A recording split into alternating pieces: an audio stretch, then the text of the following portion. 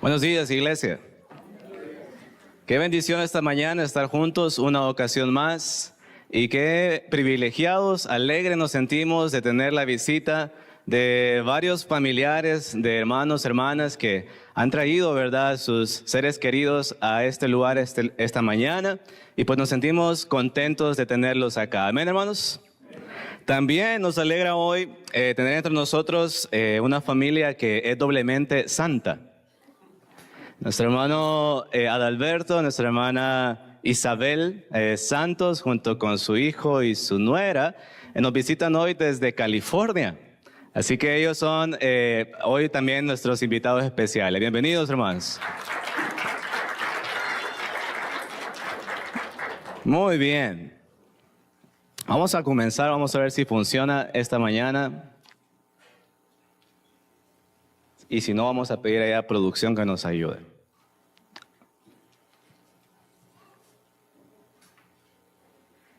Ahí está. Muy bien.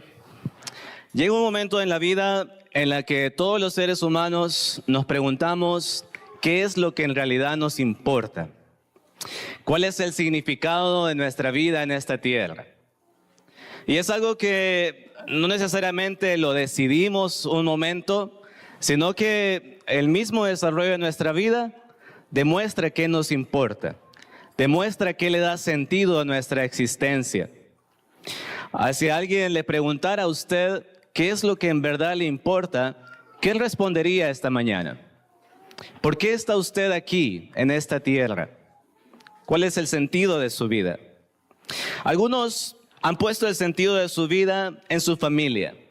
Y podrían decir, ¿sabe qué? Lo que a mí me importa en la vida es mi familia. Que ellos estén bien, que ellos tengan prosperidad, que salgamos adelante. Otros podrán poner su sentido y propósito en el dinero. Yo me intereso por lo que tengo, por las posesiones que tengo, por las tierras que he comprado, las casas que tengo, la herencia que he recibido. Otros ponen el sentido de su vida en los placeres. Y tal vez lo que dirige el significado de su existencia es satisfacer todos sus placeres.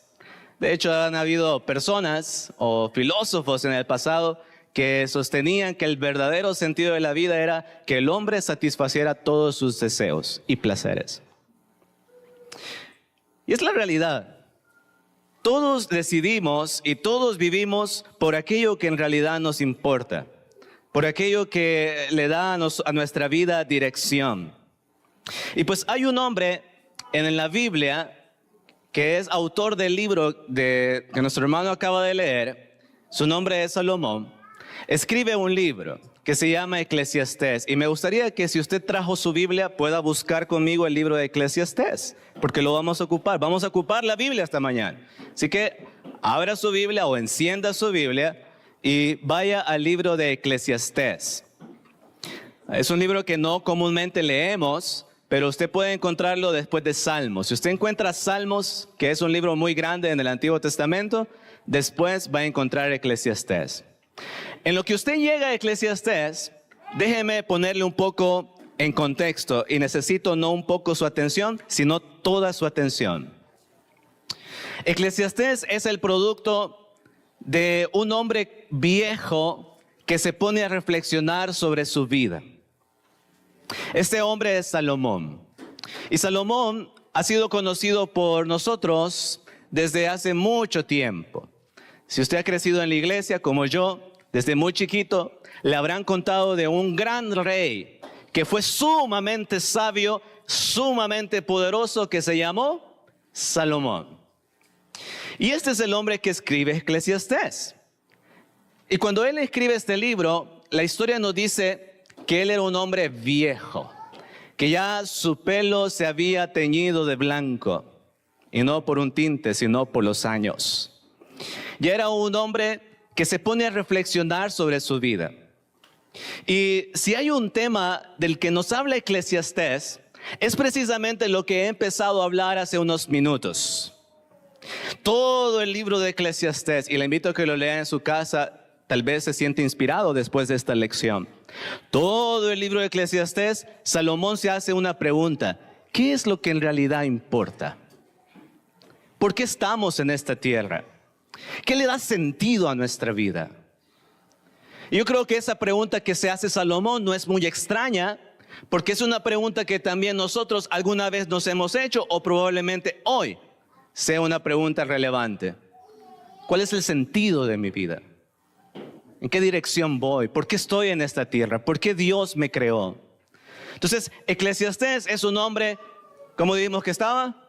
Viejo, que ya había vivido muchos años, reflexionando sobre su vida y preguntándose, ¿qué es lo que en verdad importa? Entonces, cuando nosotros vamos al capítulo 2 de Eclesiastés, y quiero que vaya conmigo en su Biblia, por favor, nos encontramos con el versículo 3 al 9. Y si alguien no está leyendo, usted se fija a la par o adelante o a un lado, pellízquelo. Eclesiastés capítulo 2, versículo 3 al 9. ¿Estamos todos ahí?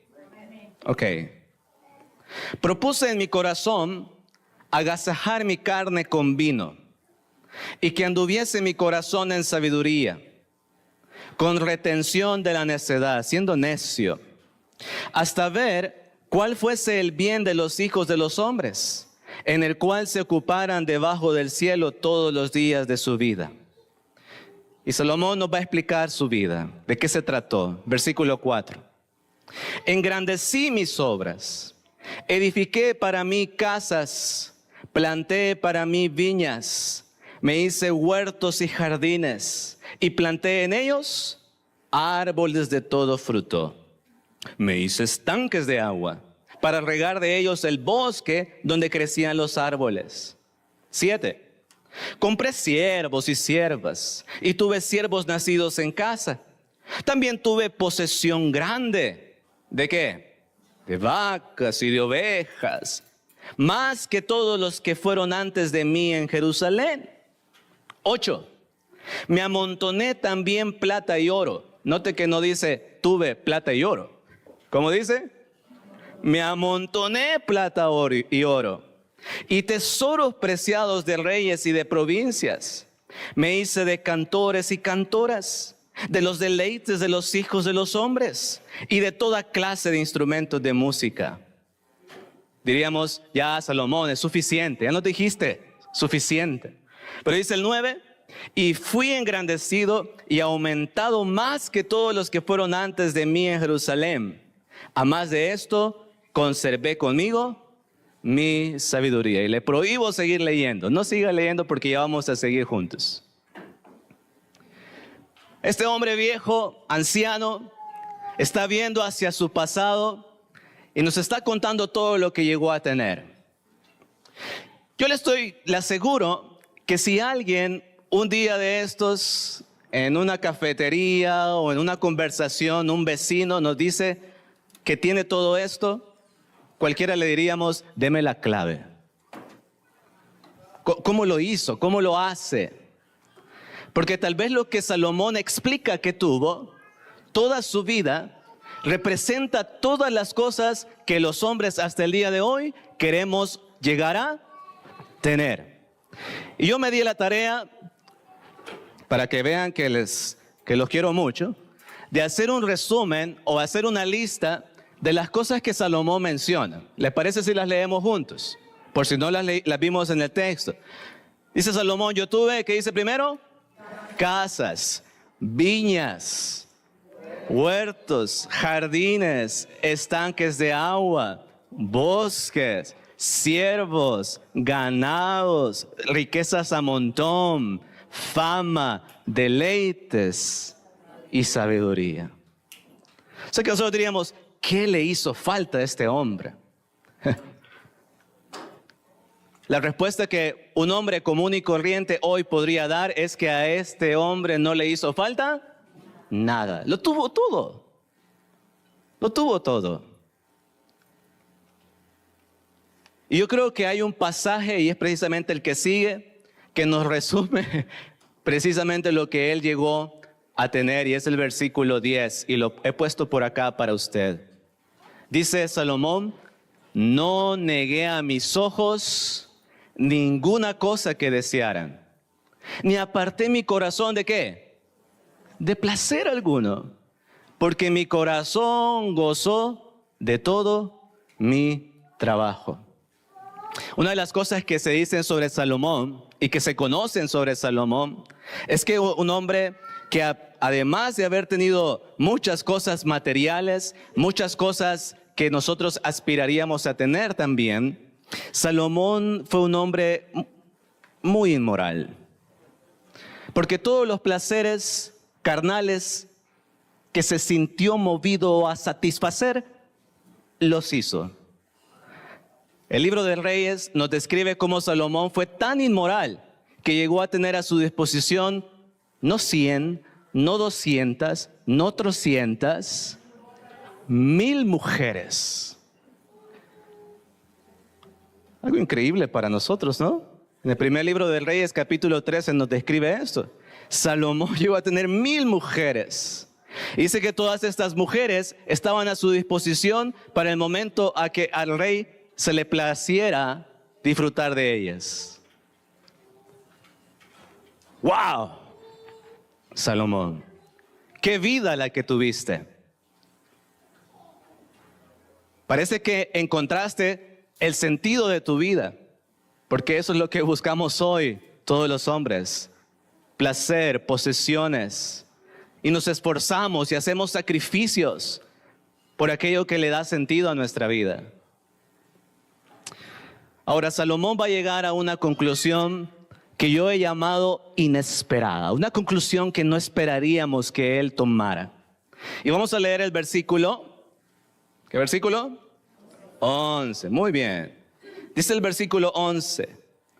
¿Cuál es tu conclusión, Salomón? Dice, miré yo luego todas las obras que habían hecho mis manos y el trabajo que tomé para hacerlas, y he aquí, me sentí feliz. Eso dice. He aquí me sentí satisfecho y pleno. No. Dice, y he aquí, todo era vanidad y aflicción de espíritu y sin provecho debajo del sol. Es una conclusión inesperada, decía antes, porque un hombre cualquiera hubiese dicho, lo tuve todo y llegué a ser tan feliz como nadie ha sido antes de mí. Pero no, Salomón dice, ¿saben qué? Cuando yo vi todo lo que había hecho, todo era vanidad y aflicción de espíritu. Y esto no tendría sentido, hermanos, amigos, no tendría sentido si usted y yo no entendemos qué significa la palabra vanidad. Porque para nosotros la palabra vanidad podría tener una connotación de vanagloria o de soberbia o de orgullo, pero no. ¿Producción? La palabra vanidad viene de un origen hebreo que significa algo diferente a lo que para nosotros es. Pero se dice, mira esta qué vanidosa, o mira este qué vanidoso. Uno podría decir, oh, es orgulloso, es soberbio, pero no. La palabra vanidad en el texto hebreo viene de la palabra Hevel.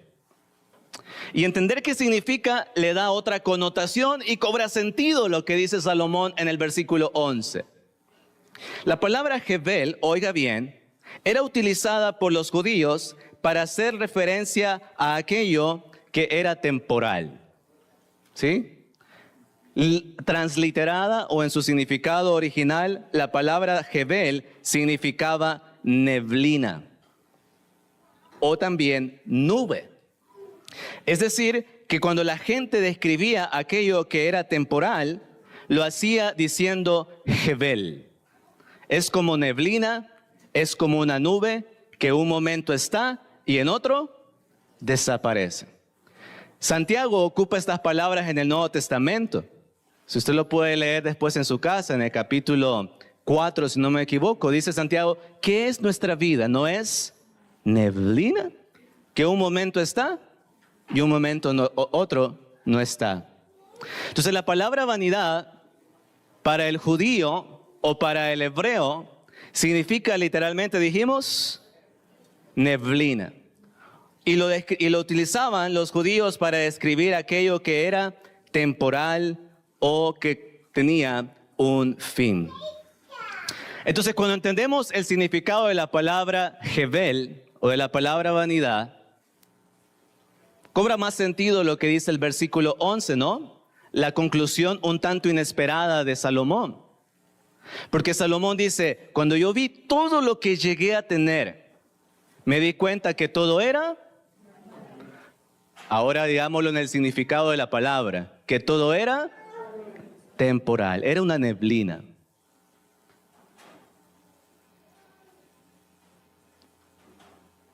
Eso cambia la perspectiva de Salomón. Porque Salomón, siendo ya viejo, lleno de años, con su cabeza llena de canas, mira hacia su vida y todo lo que tuvo y dice, wow, todo eso se acabó y se va a acabar. Todo ha sido, ¿qué? Temporal. Ha tenido una fecha de caducidad. Ha sido fugaz, efímero. Tal vez no significaba que Salomón, oiga bien, no había disfrutado todo lo que había tenido, las cosas que llegó a tener. Tal vez sí las había disfrutado, pero se había dado contra la pared al reconocer que todas esas cosas son temporales, son vanas, son temporales. Y esa realización es necesaria hacerla hoy, por cada uno de nosotros. No mañana, ni cuando usted esté lleno de años como Salomón. Usted debe darse cuenta de eso hoy. Y mire cómo Salomón sigue reflexionando sobre la realidad de que todo es temporal. Mire el capítulo 5. Vamos por favor al capítulo 5. Y vamos a leer el versículo 12 al 15. El libro de Eclesiastés sigue llegando a la conclusión de que todo es vano. Y mire lo que dice el capítulo 5 de Eclesiastés.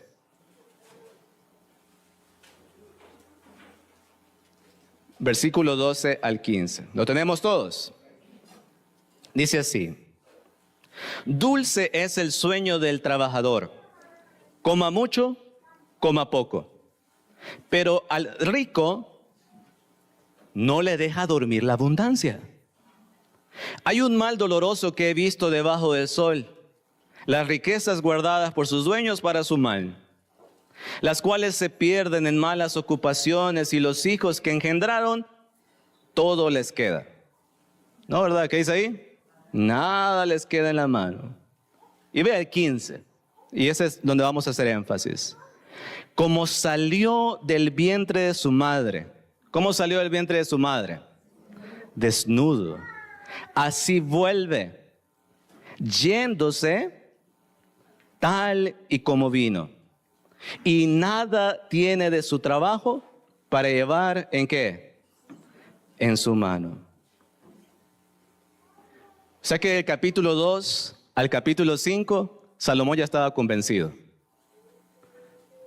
Y convencido de esta realidad. Cualquier cosa que él haya tenido en la tierra, no podía llevársela después de la tumba. La tumba, nuestra muerte, representa ese límite donde nada de aquello que generalmente le da sentido a nuestra vida, como podría haberle pasado a Salomón, puede pasar. Porque si no, dígame alguien que en su lecho de muerte pida sus títulos obtenidos. O dígame a alguien que estando a punto de morir, agonizando, pida ver una última vez su cuenta bancaria, su estado de cuenta. O dígame quién, estando a punto de morir, solicita las escrituras de sus terrenos para ver si todavía son de él. La gente, cuando se da cuenta que no es eterno, como Salomón se dio cuenta, lo que necesita es una cosa, y es estar en paz con su Creador. ¿Y por qué entenderlo hasta que nuestra cabeza se pinta de blanco? ¿Por qué entenderlo como Salomón hasta cuando ya estamos quizás en el ocaso de nuestra vida? ¿Por qué no entenderlo un día tan maravilloso como hoy? Y llegar a esta conclusión que yo creo que es el centro del mensaje de todo Eclesiastés. Y quiero que vayamos hasta el capítulo 12. Vamos hasta el capítulo 12, por favor. Y veamos el versículo 13 y 14 que también está acá frente a usted. Mire, son 12 capítulos en los que Salomón sigue cuestionándose el sentido de la vida y sigue dándose cuenta que todo había sido temporal. Pero mire cuál es su conclusión. ¿Están conmigo? Dice Eclesiastés 12, versículo 13 y 14. Dice el versículo 13: el fin de todo el discurso oído es este. Y quiero hacer una pausa ahí. Para hacerle justicia a Eclesiastés tendríamos que haber leído verso por verso los 12 capítulos. Pero aquí nos hemos saltado, ¿verdad? Del 2 nos pasamos al 5 y del 5 nos fuimos hasta el 12. Pero Salomón está resumiendo ahí los 12 capítulos, todo el contenido del libro, lo que él ha analizado sobre la vida. Entonces él dice, el fin de todo lo que he dicho, de todo el discurso es este. Y me gustaría que pudiera leerlo conmigo en voz alta, por favor. ¿Le parece? ¿Sí? Es este. Teme a Dios, porque esto es el todo del hombre. Salomón llega hasta el capítulo 12, todavía cuestionándose sobre el sentido de la vida. Y dice esta declaración, que no es, oiga bien, una declaración cualquiera. Y no tiene sentido solamente porque está en la Biblia. Alguien diría, bueno, ustedes creen eso porque está en la Biblia. Pero quiero decirte esta mañana que no es así. Lo que Salomón dice, resume lo que los hombres se han dado cuenta desde siempre. La vida solo tiene sentido cuando reconocen a Dios y le dan su lugar. Y no es una verdad cristiana, no es una verdad personal, no es una verdad que le compete solo a los que le creen a la Biblia. Es una verdad que te compete a ti y me compete a mí, que le compete a toda la creación. La vida solo tiene sentido cuando se reconoce al Creador. Si no, dígame por qué la gente que ha alcanzado todo lo que llegó a tener Salomón, se siguen sintiendo vacíos. Si no, dígame por qué los éxitos materiales, los éxitos temporales que Salomón describe que él llegó a tener, los alcanzan las personas hasta el día de hoy, pero cuando se les preguntan si tienen razón para existir, ellos dicen que no la tienen. ¿Por qué? Porque el hombre se va buscando sentido por todas partes, en el dinero, en las riquezas, en las posesiones, sin darse cuenta de la verdad que Salomón nos está presentando en Eclesiastés capítulo 12. Y es que el verdadero sentido de la vida lo llegamos a conocer cuando reconocemos ¿a quién? A Dios. ¿No somos creación? ¿Quién tiene propósito? ¿Quién tiene una intención para su creación, sino el Creador? Dice Salomón en el versículo 14, porque Dios, termina diciendo el versículo 14, traerá toda obra ¿a qué? A juicio, juntamente con toda cosa encubierta, sea buena o sea mala. ¿Sabe qué está pasando en la mente de Salomón cuando llega al versículo 14? Él se da cuenta de que todo lo que él llegó a tener era temporal y iba a durar muy poco. Pero habían otras cosas que sí le iban a servir para lo eterno. Porque dice Salomón, habrá un día en el que Dios va a traer o va a hacer un ¿qué? Un juicio. Va a llegar algo para lo cual no podemos estar preparados con las obras que él llegó a tener, sino con otra clase de obras. Y yo creo que esas obras que Salomón está diciendo ahí, que Dios traerá toda obra a juicio, no tiene que ver con el dinero que usted llegó a tener, las riquezas o las posiciones que llegó a alcanzar, sino con todo aquello que usted hizo con respecto a la verdad del versículo 13. ¿Me entiende eso? El versículo 13 dice, teme a Dios y guarda sus mandamientos.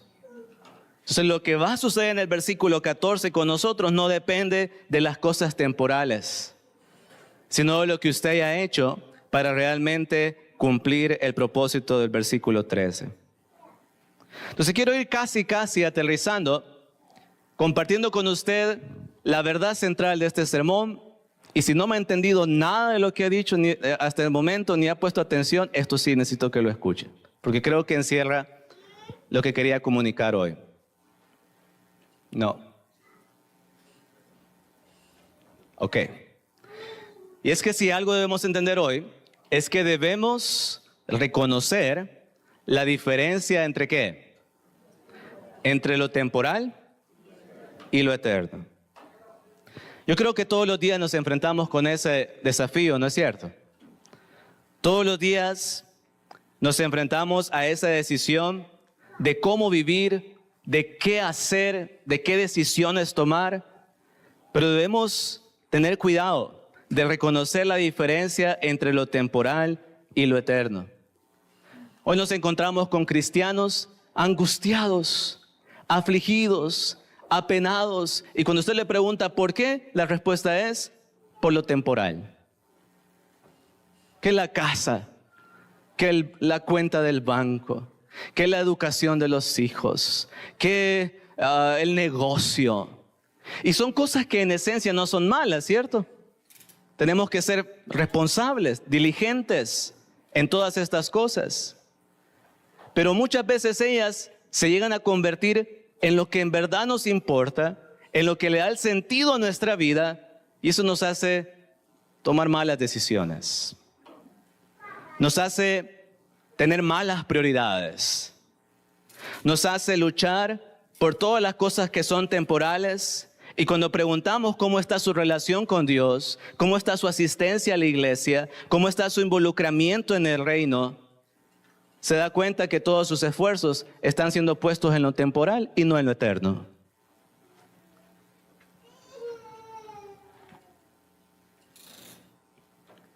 Y la pregunta para nosotros esta mañana sería, es que ¿cómo nosotros estamos demostrando que entendemos lo que en verdad importa? Que entendemos lo que es eterno. Nuestra casa, en nuestras relaciones, en nuestra familia, es donde se evidencia dónde están nuestras prioridades. Y si algo deberíamos entender esta mañana es lo que Salomón entiende. Y es que lo que en verdad importa es reconocer a Dios. Y todo lo demás es relleno. Nuestra vida, nuestras decisiones, todo nuestro ser debería ir alrededor de alcanzar los éxitos que tienen que ver con lo eterno y no con lo temporal. Porque ¿quién le presentará todos sus éxitos terrenales al Señor en el día del juicio? Usted le presentará sus obras y le presentará su testimonio aquí en la tierra. Quiero ir casi terminando con las palabras de Jesús. La tengo aquí para usted. Mateo 16, 26. Oiga la pregunta que hace Jesucristo cuando Él viene hablando acerca de lo que significa ser su discípulo. Algunos decían, Señor, está difícil ser tu discípulo. Pero mire lo que Él dice, versículo 26. Porque ¿qué aprovechará al hombre si ganare qué? Todo el mundo, pero a cambio perdiere su alma. ¿O qué recompensa dará el hombre por su alma? Cuando Jesús se da cuenta que la gente como usted y como yo le decía, Señor, es que ser tu discípulo representa que yo haga cambios y está difícil, que yo me niegue a mí mismo, si usted lee el contexto, que yo me niegue a mí mismo. Bueno, el Señor le dice, sí, pero ¿de qué te va a servir no negarte a ti mismo. ¿De qué te va a servir ganarte el mundo si al final terminas perdiendo tu alma? Y ahí es donde nos ponemos nosotros a pensar en cuántas familias, como he dicho antes, dirigen la vida y sus decisiones para que sus hijos se ganen el mundo, para que sean grandes profesionales, para dejarles la herencia, una casa. No hay mejor herencia que se le pueda dejar a un ser humano que el temor de Dios. Porque ¿de qué le sirve que su hijo tenga renombre en el mundo si es un fracaso delante de Dios? Hay que estar en paz con el Señor antes de todas las cosas. Hoy es el día de poner nuestras prioridades en orden. Dice el Señor Jesús en Mateo 6, 19 al 21. Léalo conmigo. No os hagáis, dice el Señor, tesoros en la tierra, donde la polilla y el orín corrompen, es decir, donde es vano, porque son temporales, y donde ladrones minan y hurtan, sino háganse tesoros en el cielo, donde ni la polilla ni el orín corrompen, y donde ladrones no minan ni hurtan, porque donde esté vuestro tesoro, allí estará también vuestro corazón. Lo que dice Jesús prácticamente es lo que dice también Salomón. Lo que en verdad importa no está en la tierra, no está en nuestro alrededor. Lo que en verdad importa está en el cielo. Y hacia el cielo usted y yo deberíamos dirigir nuestra vida y nuestras decisiones. Y es bueno entenderlo más temprano que tarde. Los discípulos que oyeron a Jesús decir estas palabras, de verdad las entendieron. Más adelante, uno que se convertiría al Señor, que era un hombre que quizás nadie hubiese pensado que lo siguiera, su nombre era Saulo.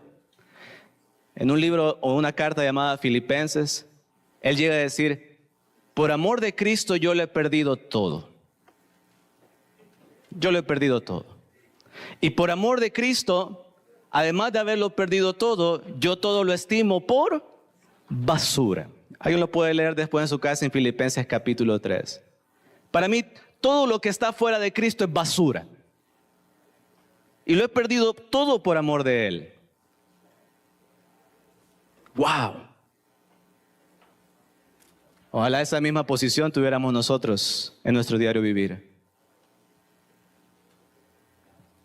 Por amor de Él, lo demás es basura.